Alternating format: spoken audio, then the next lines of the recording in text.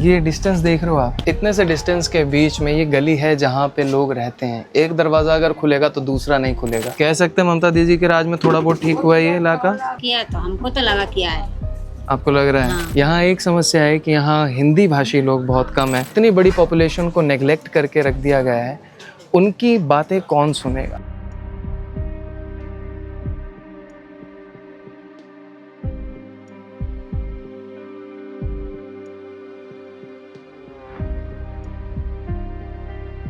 कि मैं आपको इनका दर्द सुना सकूं, लेकिन प्लीज़ ट्राई टू अंडरस्टैंड, ये वही स्लम है जिसके अंदर हो सकता है कोई ना कोई देश का प्रधानमंत्री भी हो, और यहाँ से अगर निकले तो वो पूरे देश के काया पलट करते। कि अभी हम हैं बसंती कॉलोनी, और मैंने सोचा था कि इस चीज़ को ज़रूर कवर करूँगा क्योंकि मेरे को जर्जरता दिखानी है कलकत्ता की, कि कलकत्ता के अंदर एक ऐसा इलाका भी है जो सिटी ऑफ जॉय बिल्कुल नहीं कहलाता। सिटी ऑफ जॉय जहाँ पे रविंद्रनाथ टैगोर, सुभाष चंद्र बोस जैसे बड़े बड़े स्वतंत्रता सेनानी, रेवोल्यूशनरीज जहाँ पे बॉर्न हुए, उस शहर की अभी के वक्त क्या हालत है। उस शहर का एक कोना जो कि अभी भी ऐसी हालत में है जो जीने लायक बिल्कुल नहीं है, जहाँ पे सैनिटेशन नहीं है, जहाँ पे पीने का पानी ढंग का नहीं है, जहाँ पे रहने के लिए रूम्स वो बिल्कुल बहुत बुरी तरह है। अभी बारिश का मौसम हो रहा है, अगर थोड़ी सी और बारिश हुई तो ये इलाका पूरा का पूरा पानी के अंदर सराबोर हो जाएगा। ये रेलवे स्टेशन के बगल का ही इलाका है। जो मेरे पीछे दिख रहा है वही है बसंती कॉलोनी।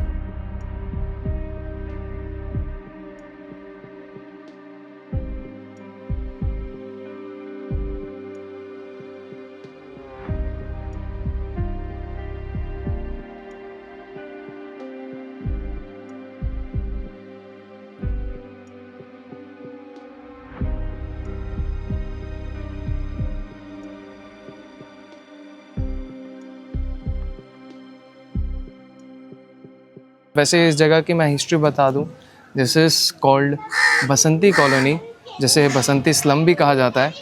इस स्लम की एक हिस्ट्री है कि 19th सेंचुरी 19वीं सदी के अंदर जब अंग्रेज़ों ने यहाँ पे कम्यूट और यहाँ का डेवलपमेंट चालू करा, यहाँ पे बिज़नेस एंड कॉमर्स आने लग गया, तो रिहायशी इलाकों से लोग कलकत्ता के अंदर आके बसने लग गए थे।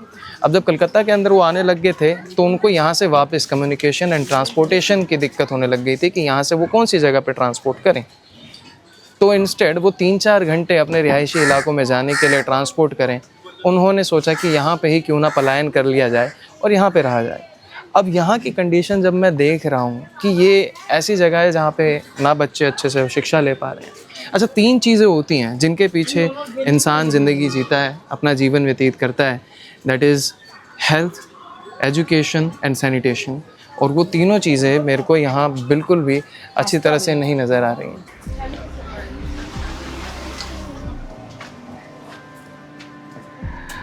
अब ये डिस्टेंस देख रहे हो आप, इतने से डिस्टेंस के बीच में ये गली है जहाँ पे लोग रहते हैं। एक दरवाज़ा अगर खुलेगा तो दूसरा नहीं खुलेगा। आगे और कंडीशंस दिखाता हूँ मैं आपको।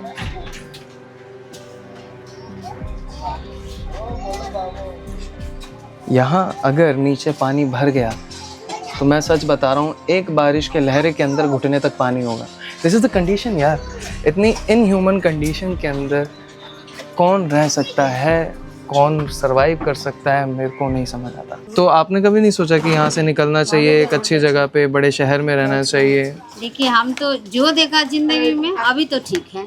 अच्छा, जो जिंदगी में देखा, जितना उम्र है मेरा इतना साल हम है यहीं पे, उससे तो अच्छा अभी तो है हमारा टाइम। हम तो ऐसे टाइम गया कि हम वो क्या बोलते हैं, सब्जी उठा के, चावल उठा के हम लोग खाते थे। अच्छा। हाँ, स्टेशन से, बाजार से, हमारा काम यही था। तब धीरे धीरे यहाँ वो क्वार्टर अभी बंद है, खराब हो गया वो, वहीं पे काम करते था। तब महीना था 30 रुपया 25 रुपया।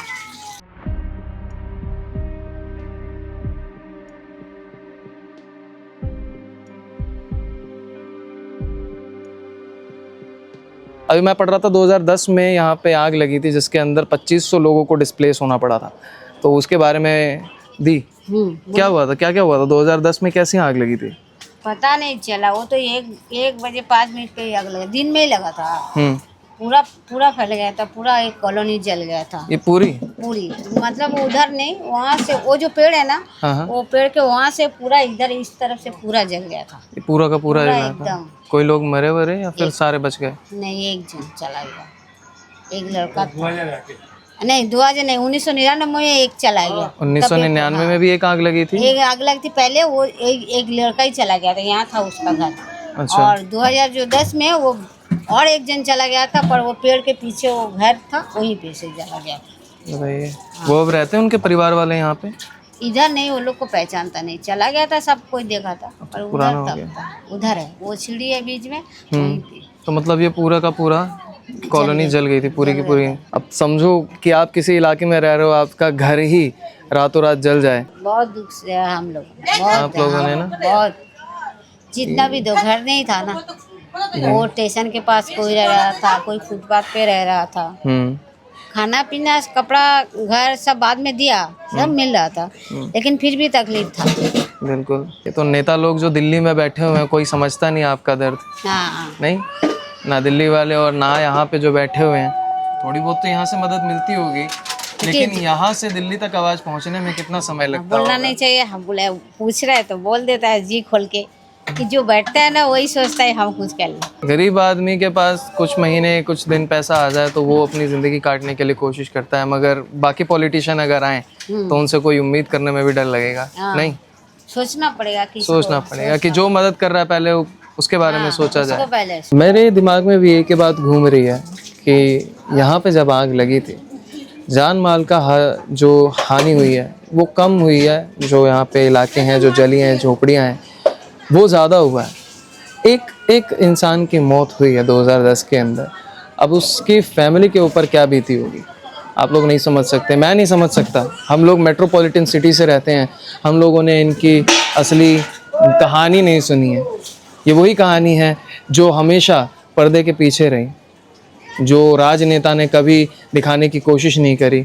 ये बहुत बड़ा कोर वोट है जितने भी राजनेता राजनीतिक पार्टी होती हैं। मेरे को एक चीज़ तो समझ आ गई कि राजनेता लोग यहाँ पे इनकी कंडीशंस के ऊपर सिर्फ 5%, 1-2% ध्यान देंगे और बाकी का सारा ध्यान वो अपनी जेबों को भरने में लग जाए। क्योंकि बहुत सी जुमला पार्टीज ऐसी भी हैं जो सिर्फ बोलती हैं कि हम महिलाओं के लिए इतने पैसे देंगे, इतने।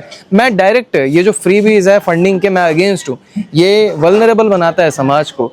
लेकिन जिस इंसान के पास 2 वक्त की रोटी नहीं है वो काम करेगा कैसे? उसको काम करने के लिए पहले पैसे चाहिए होंगे, वो खाना चाहेगा, उसको खाना चाहिए, फिर उसके बाद वो थोड़ा बहुत कोशिश करेगा कि भाई मैं आगे का अपना बिजनेस बनाऊँ या इम्पैक्ट करूँ।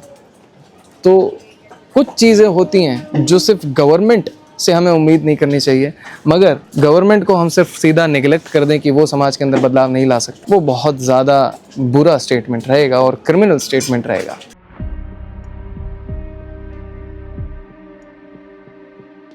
तो ये जो मेरे पीछे आप देख रहे हो, ये है बसंती स्लम। ये वही जगह है जिसके बारे में अभी आपने वीडियो देखी।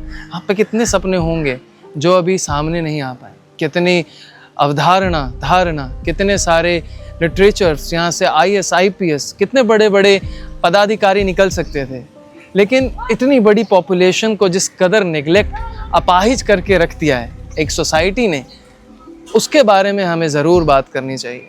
मैं ये नहीं कह रहा हूँ कि इनकी कंडीशन सिर्फ एक ही रात, एक ही दिन में सुधर जाएगी। मेरी सिर्फ 3 मांगे हैं। इनको अच्छा सैनिटेशन दे दो, इनको अच्छी एजुकेशन दे दो और इनको अच्छा हेल्थ केयर सिस्टम दे दो।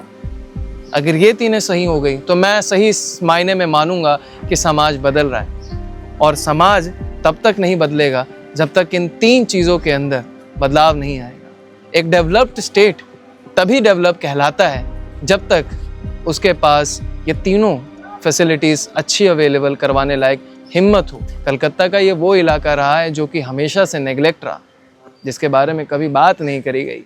आज मेरा मकसद कुछ ये दर्दनाक कहानियाँ सुनाकर सब्सक्राइबर मांगने का मत दीजिए, कोई इशू नहीं है, लेकिन आप प्लीज़ इन लोगों को इनका अधिकार दिलवाने के लिए इस वीडियो को शेयर ज़रूर करिए, ताकि इस देश के जो सत्ताधारी बैठे हुए हैं दिल्ली के अंदर, कलकत्ता के अंदर, ये वहाँ तक गूंज जाए, जिससे पता चले कि इनकी भी आस है, इनकी भी मांग है। सिर्फ आप आएंगे वोट मांग के चले जाएंगे, उससे काम नहीं बनने वाला। ज़रूरत है तो इनकी कंडीशन सुधारने की, ज़रूरत है इनको इनके अधिकार देने की।